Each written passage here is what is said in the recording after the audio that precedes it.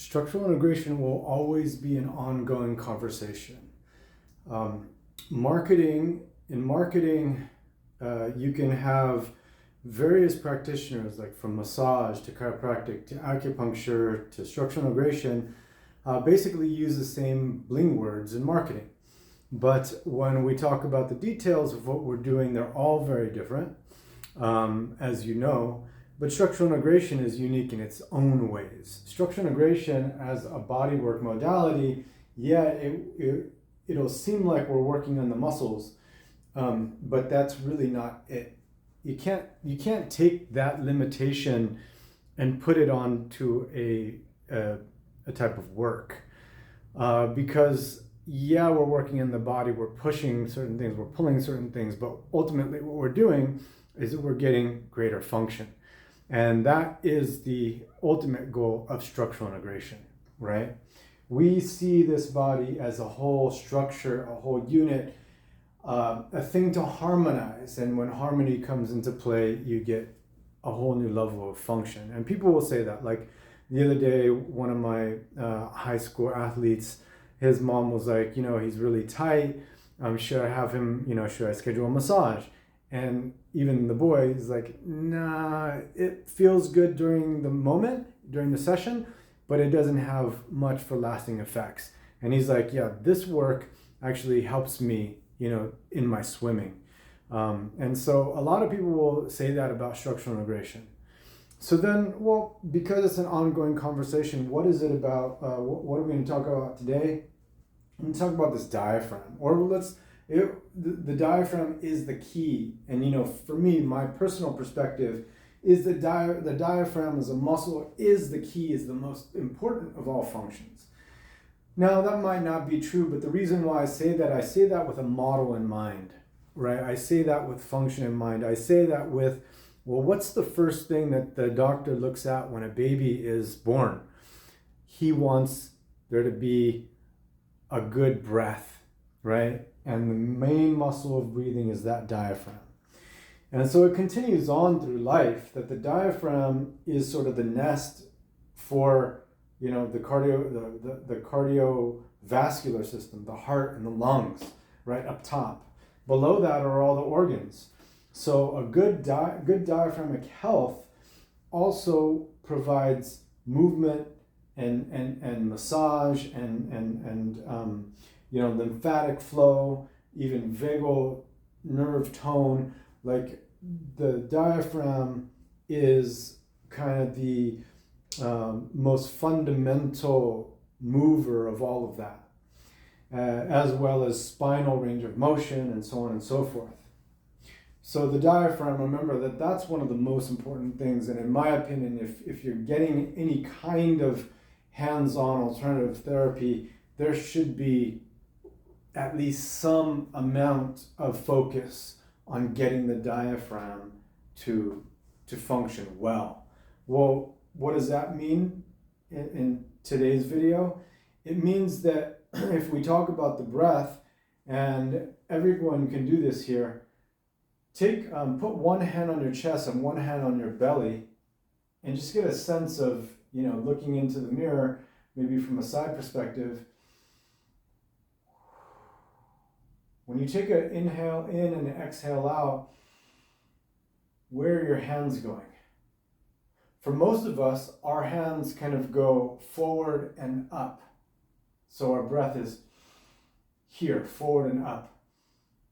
Feel how what's that experience like in your lungs, in your breath capacity? What does it feel like to take in breath when it's forward and up? Well, when we're going forward and up, we're using maybe the front side of our diaphragm and some of our upper ribs and some of our neck. Well, those are areas of a lot of issues, imbalances. Most people have that kind of anterior downward drag, right, that we call bad posture. But this diaphragm, remember, it's a dome, so it's this three-dimensional structure inside of us. Very unique because it covers the body all the way around and through. No other muscle really covers that much space. But much of what's not working in the diaphragm are the sides of the diaphragm and then the back. So we tend to just lift up and forward. What needs to happen is we need to start being able to occupy, that breath needs to occupy down and back as well. Kind of like a balloon. When you breathe into a balloon, you don't want your breath to, you don't want the balloon to just, or the balloon will not open up on one side. It'll expand in every direction equally, right? You want your breath to do the same. So we're talking about the function of the breath. We're really talking about the function of the diaphragm. When we talk about the function or dysfunction of the diaphragm, where does that lead me? My mind goes to low back pain. Just because low back pain is where we get most of our issues, the majority of the world is in, has been and always has been in a kind of pandemic, but it's become endemic, of lower back pain.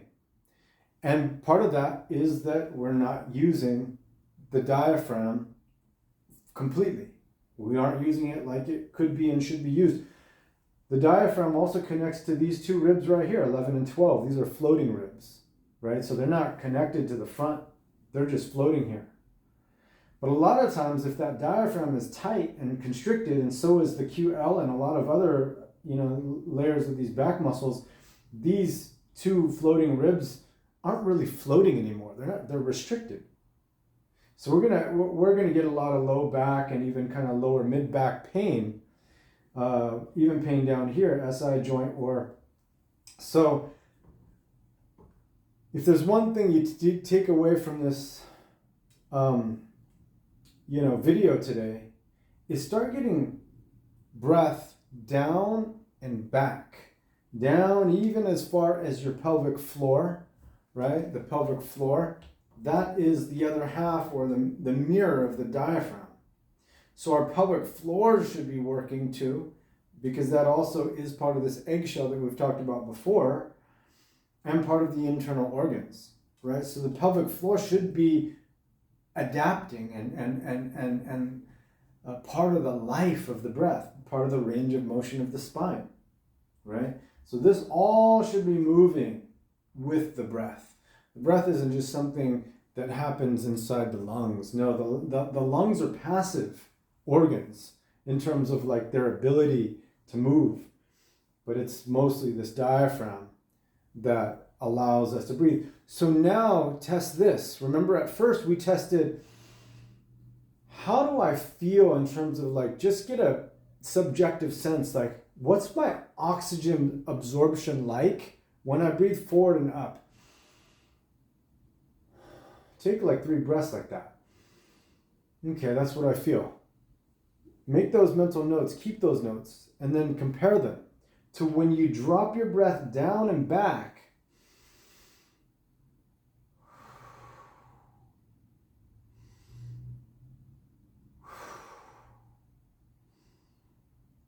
What does oxygen absorption now feel like?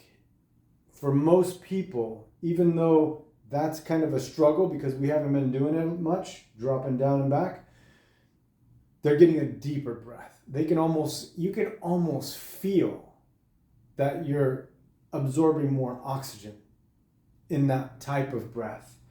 So in terms of structural integration, that's one thing that we're doing is we're educating the client and we're helping them through manual, through hands-on work to begin to live in their bodies again, to begin to function in more of themselves, to be able to function more completely and more and at a higher state of health. So when even an athlete says, this helps me in my particular sport, yeah, it's because it helps them in their bodies, right? It helps us in our bodies. Structural integration is not about the modality called structural integration. That's probably why you haven't really heard about it. We don't tout that name a lot. What we're looking for is experiences. We want our clients to really experience something different, something new, something truly embodied and effective, something that affects them in their life processes in ways that almost nothing else does. Because not even just the level of education, that coupled with the I don't know what you call it, the mastery that our teachers have tried to convey to us about how to use our hands to affect the body. So hopefully that's helpful. That's about the diaphragm, the single most important function of the body. Chris Corrales of Medicine and Evolution. We'll see you on the next.